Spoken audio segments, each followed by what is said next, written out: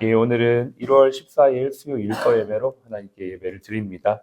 우리 좌우에 있는 분 앞에 있는 보시고 샬롬으로 인사합시다. 샬롬. 네, 오늘도 복되고 좋은 아침입니다.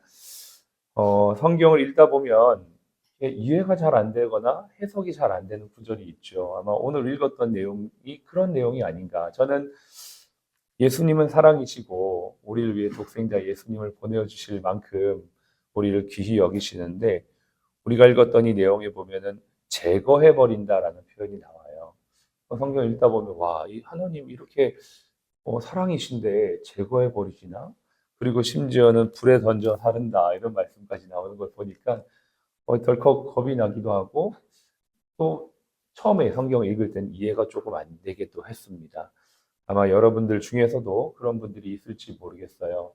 오늘의 말씀의 제목은 가위바위보입니다. 좀 쉽게 제목을 정해보려고 고민하다가 가위바위보로 정했는데 그 의미가 있습니다. 그것을 우리가 오늘 이 말씀의 본문에 의해서 함께 살펴보겠습니다. 우리가 이제 번역이 되었기 때문에 이 번역의 원래 기록되어진 말씀으로 이제 찾아가다 보면 이제 원어를 공부하게 되죠. 저희가 이제 신학교 때 가장 어려웠던 과목이 이제 히브리어, 헬라어 과목이기도 하지만 가장 어려우면서도 가장 좋았던 과목이기도 합니다. 왜냐하면 언어를 공부했기 때문에 성경 해석이 더 정확하게 되고 문맥의 이해가 되었기 때문에 그게 개인적으로는 가장 좋았던 것 같아요. 지금도 언어를 좋아하고 공부하고 계속 배워가고 있는데 2절에 이 제거하다라는 원어는 아이로라고 하는 헬라어를 썼거든요. 이 아이로가 두 가지 의미가 있어요.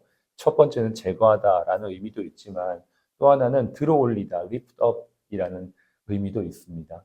두 번째 의미를 생각해서 한번 해석을 해보면 이렇습니다. 내게 붙어 있어 열매를 맺지 아니하는 가지는 아버지께서 그것을 들어올려 주시고 라고 이해가 되는 거죠.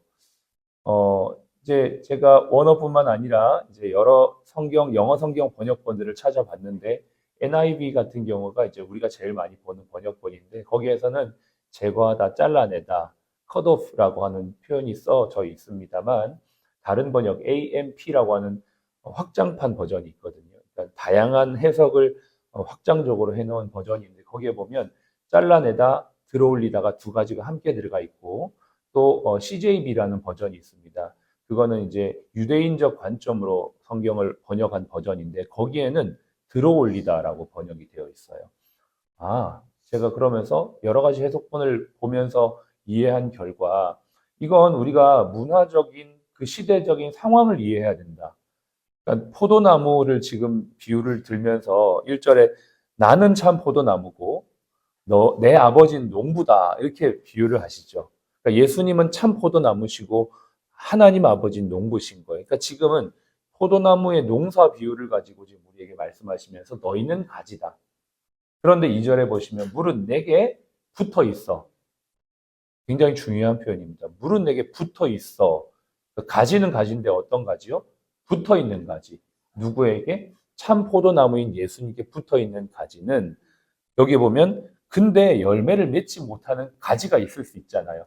포도나무 농사하시는 걸 보셨죠? 저도 어릴 때 저희 외가댁 할머니가 포도나무 농사까지는 아니고 이제 마당에 포도나무가 있었습니다. 근데 포도나무는 이렇게 나무를 만들어서 그렇게 덩쿨을 타고 올라가게 만들어 놨습니다. 그래서 이렇게 고개를 들어서 포도나무를 하나씩 따먹었던 그 기억이 있는데 마찬가지입니다. 유대에서도 농사를 짓는데 땅에 이렇게 늘어뜨려 놓는 거죠. 바닥에 늘어뜨려 놓으면 여러분 땅에 있는 습기가 올라와서 열매가 썩어버리거나 잘 열매를 맺지 못합니다. 어떤 가지들은. 그래서 그 포도나무에 붙어 있는 가지가 열매를 맺게 하기 위해 열매를 못 맺는 가지는 들어 올려 주신다. 라는 것. 근데 무엇으로 들어 올려 주십니까? 바위나 큰 돌 같은 거를 괴어서 그 땅에 습기가 닿지 않도록 들어 올려 주시는 거죠. 그러니까 가위로 제거해 버린다라는 의미라기보다는 바위에 괴어 들어 올려 주신다라는 의미로 우리가 이해를 하면 되는 것이죠. 그러면 이제 오해가 많이 풀립니다. 주님이 제거해 주시는 분이 아니구나라는 것을 알게 되죠. 그리고 2절의 뒤에 보면 더 자세한 내용이 나와 있어요. 무릇 열매를 맺는 가지는 더 열매를 맺게 하려 하여 그것을 깨끗하게 한다. 깨끗하게 한다라는 이 표현은 가지치기 하다라는 표현입니다. 물론 깨끗하게 하다라는 1차적인 의미도 있지만 선택과 집중을 하는 거죠. 가지가 이렇게 막 여러 가지 갈래로 뻗쳐 있으면 나중에 실한 열매를 맺지 못하죠. 샤인머스켓 얼마 전에 보니까는 농사 짓는 법을 봤어요. 처음에 샤인머스켓이 이만해요. 근데 다 잘라줍니다. 그래서 상품성 있는 걸로 딱 만들어줬을 때 당도가 있고 맛있는 샤인머스켓이 되는 것처럼 열매를 맺는 가지가 더 열매를 잘 맺게 하기 위해 가지치기를 해주시는 농부의 손길이 여기 있다는 것이죠. 근데 전제가 무엇입니까? 2절에 무릇 내게 붙어 있어. 붙어 있는 가지여야만 주님께서 들어올려 주실 수도 있고 가지치기를 통해서 우선순위를 정리할 수도 있다라는 것입니다. 이것은 우리의 삶의 신앙적인 영역뿐만 아니라 오늘 일터 예배로 예배를 드리는 저와 여러분의 일터의 현장에서도 매우 중요한 원리로 적용될 수가 있습니다. 특별히 연약하고 부족한 사람들을 우리가 들어 올려주고 도와주고 격려해주는 것들로 우리가 적용할 수 있겠고요. 또 하나는 업무의 영역에 있어서 우선순위를 정리해야 되는 것도 우리가 적용할 수가 있습니다. 관행적으로 행하는 것들, 이게 어떤 특별한 환자 편의와 환자 진료의 개선이라는 열매를 맺지 못하는 관행적으로 되어지는 체계들이 있다면 그것들을 찾아서 적극적으로 해결해 나가는 것들이 필요하겠죠. 부서마다 이런 것들을 한번 생각해 보시고 적용해 보시면 좋겠고요. 그 팀원들과의 대화 속에서 이러한 것들, 관행적인 불필요한 것들이 있다면 제거하고 정리하고 우선순위를 따라 일을 하여서 더 좋은 열매를 맺을 수 있는, 즉 환자 만족이라는 열매를 맺을 수 있는 것으로 적용하면 참 좋겠습니다. 그래서 여러분들이 한번 돌아가셔서 부서장님들은 우리 부서에서 불필요한 관행이나 없애야 될 것들이 무엇인지를 한번 부서원들과 생각해 보면서 그것들을 적용해 보고 또 그것을 더 위에 상급자들과 소통해서 이러한 소통을 통해 병원이 더욱더 좋은 열매를 맺는 그러한 것으로 적용해 보면 좋겠다 생각을 적용을 해보면 좋겠습니다. 계속 한번 보겠습니다. 4절을 보십시오. 4절을 같이 읽겠습니다. 내 안에 거하라 나도 너희 안에 거하리라. 가지가 포도나무에 붙어 있지 아니하면 스스로 열매를 맺을 수 없음 같이 너희도 내 안에 있지 아니하면 그러하리라. 이제 2절, 3절을 쭉 연결해서 가시는 말씀으로 주님께서 내게 붙어 있는 가지는 지속적으로 열매를 맺기 위해서 내 안에 거해야 된다라는 말씀을 하시면서 이제 우리에게 신앙생활이 계속 열매 맺는 과정이다라는 것을 말씀하시는 거죠. 내 안에 거한다는 건 결국 말씀이 내 안에 있고 내가 말씀 안에 있어서 내 삶의 모든 삶과 결정과 행동이 말씀에 근거하여 되어지는 것을 말합니다. 우리가 아는 것과 믿는 것이 하나가 되는 것이 매우 중요하죠. 우리가 성경을 듣고 배워서 알지만 그것이 내 삶의 실체가 되고 내 삶의 행함이 되기까지는 시간이 걸립니다. 그 시간을 메꾸는 과정이 거함입니다. 주님 안에 거하는 과정. 이 아침에 예배를 드리면서 내가 몰랐던 것도 알게 되고 다시 한번 하나님의 은혜가 아니면 내가 살아갈 수 없다라는 것을 고백하는 과정.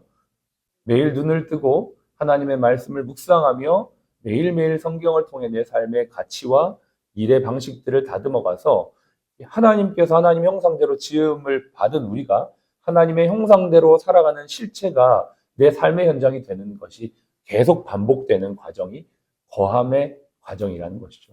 저희 집에 햄스터를 키운다고 제가 말씀을 드렸습니다. 햄스터 때문에 잠을 잘 못 잘 때가 많아요. 왜냐하면 멈추지 않고 쳇바퀴를 돌려요. 밤에 야행성이거든요. 낮에는 자요. 조용해요. 낮에 우리가 활동할 때는 자고 있다가 우리가 자려고 하면은 활동을 하는 거예요. 쳇바퀴를 돌리는데요. 무슨 에너자이저도 아니고 계속 돌립니다. 오늘도 새벽에 나오는데 새벽같이 일어났는데 돌리고 있더라고요. 쳇바퀴를. 그래서 제가 쳇바퀴를 그냥 빼버렸어요. 너 안 되겠다, 너. 근데 제가 그걸 보면서 하나는 배울 점이 있어요. 미물을 보면서 우리가 배우잖아요. 무한 반복을 하는 것이 굉장히 얘한테는 엄청 뭐 하나님께서 본능적으로 그걸 어떤 주셨는지 모르지만 어떤 그 반복되는 게 우리는 굉장히 힘들 수 있거든요. 꾸준히 반복을 한다는 건, 와, 얘가 참 우리가 배울 점이구나라는 생각을 했습니다. 엄청 많이 먹거든요. 뭐 많이 먹는다고 해서 뭐 고기를 먹는 그런 건 아니에요. 뭐 씨앗 같은 거, 곡물 같은 거를 먹는데 욕심도 얼마나 많은지 몰라요. 햄스터가 관찰해 보면 먹지도 않고 여기 양쪽 볼 주머니에 딱 저장시켜 놓거든요. 예, 먹는 게 아니에요. 그냥 이쪽에다 꽉 채워놓고 있다가 그거를 또 놓고 그러면서 먹습니다. 그러니까 욕심도 많고 먹는 것도 많이 먹고 배설도 많이 해서 저희가 막 관리하기가 쉽지가 않은데 그런데 살이 안 찌는 이유가 뭘까? 쳇바퀴죠, 쳇바퀴. 우리가 말씀을 듣고 기도를 하는데 우리의 영적인 비만이 되지 않는 것은 날마다 그 말씀대로 살아가는 것입니다. 실천하는 것입니다. 저는 행함에 있어서 반드시 거함이 행함과 맞닿아 있다. 우리가 말씀을 듣고 삶으로 실천하는 것. 그러니까 근데 하다 보니까 안 돼요. 해보니까 도저히 내 힘으로는 안 돼요. 그래서 더 주님의 은혜가 필요하다는 것을 고백할 수밖에 없는 상태. 그게 거함이죠. 계속. 그래서 우리는 이 아침에도 하나님의 은혜를 구하고, 하나님의 도움을 구하고, 하나님의 말씀대로 내 생각을 변화시키고, 내가 오늘도 하나님의 뜻대로 하는 것이 어떻게 하는 것이 하나님의 뜻대로 하는 것인지를 고민하며 살아갈 때, 우리의 삶의 우선순위는 더 정리가 되어지고, 하나님께서 우리의 연약함을 들어 올려 주셔서 더 풍성한 열매를 맺게 하는 삶을 반드시 살게 하십니다. 근데 되게 특이한 건 뭐냐면 열매는 나에게만 유익이 되는 게 아니라는 것입니다. 주변 사람들에게도 선한 영향력을 끼칩니다. 열매가 그렇잖아요. 열매가 많이 맺어지면 주변 사람들에게 기쁨이 되고 유익이 되는 것처럼 저와 여러분들의 삶을 통해 주님이 열매를 많이 맺는 제자로 부르셨는데 이 열매를 통해 주변 사람들에게 선한 영향력 끼칠 수 있기를 바랍니다. 6절을 가볼까요? 6절을 같이 읽겠습니다. 사람이 내 안에 거하지 아니하면 가지처럼 밖에 버려져 마르나니 사람들이 그것을 모아다가 불에 던져 사르느니라. 2절의 서두와 6절의 서두가 다른 걸 볼 수 있습니다. 2절을 다시 보세요. 물은 내게 붙어 있어 라고 돼 있죠. 이 가지는 분명히 주님 안에 있는 가지입니다. 그리고 3절에 너희는 이미 깨끗하여졌다. 예수 그리스도를 주로 고백하는 가지예요. 근데 6절의 가지를 보세요. 사람이 내 안에 거하지 아니하면, 이 거하지 않는다는 건 예수를 주로 믿지 않는 그냥 포도나무 옆에 있는 가지예요. 붙어 있는 가지가 아니고 포도나무 옆에 있는 가지. 이해되시죠? 가지는 가지인데 겉으로 보기엔 똑같아요. 하나는 붙어 있는 가지고 하나는 옆에 있는 가지란 말이죠.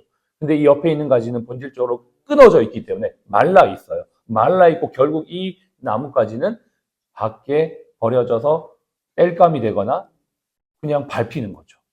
이거는 아시죠? 굳이 우리가 해석하지 않아도 예수님께 붙어 있지 않는 사람의 종말이 어떠한가에 대해서 알려주는 것입니다. 그런데 우리가 이걸 보면서 어떤 두려움이나 불안함을 느끼지 말고 반대로 저는 이런 생각을 했어요. 아, 내가 주님 안에 있다는 것이 이런 큰 은혜구나. 역으로 내가 주님 안에 붙어 있다는 게 이런 큰 축복이구나. 이미 주님이 깨끗해졌다라고 말씀하시면서 요한복음 13장에는 보면 제자들에게 너희는 이미 깨끗하여졌다. 이미 모욕한 자는 발만 씻으면 된다라고 말씀하시거든요. 그런데 진짜 재미있는 표현이 13장 10절에 그러나 다는 아니니라. 그 12 제자 중에 가룟 유다를 말하는 거죠. 다는 아니다라는 것. 가룟 유다가 어떠한 사람입니까? 예수님 곁에 있었습니다. 그러나 예수님께 붙어 있진 않았어요.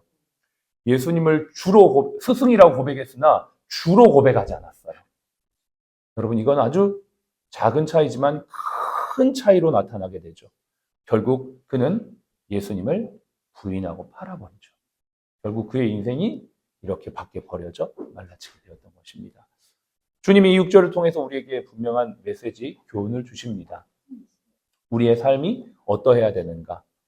주님은 결국 우리를 보자기, 손으로 우리를 붙잡아 주시고 들어 올려 주시고 깨끗하게 하셔서 열매 맺게 하시는 분입니다. 오늘의 제목이 가위, 바위 보였어요. 가위로 제거하지 않으시고 우리를 돌로 공개어 들어 올려 주시고 보자기와 같이 우리를 싸매어 주시고 깨끗하게 하셔서 열매 맺게 하시는 분이라는 것이죠. 그분 안에 거하는 삶, 이게 열매 맺는 근본이요 비결이며 그래서 주님이 계속 내 안에 거하라라고 말씀을 하시는 것입니다. 저와 여러분들이 이 은혜를 누리고 있다는 것을 감사하면서 오늘도 하나님 안에 일 속에서 거하고 부서에서 우선순위를 따라 일할 것이 무엇인지 생각해보고 내 옆에 있는 동료들을 들어올려 줄 것이 무엇인지 고민하며 오늘도 주님의 부르신 자리에서 하나님의 뜻 이루는 저와 여러분 되시기를 주의 이름으로 축복합니다. 기도하겠습니다.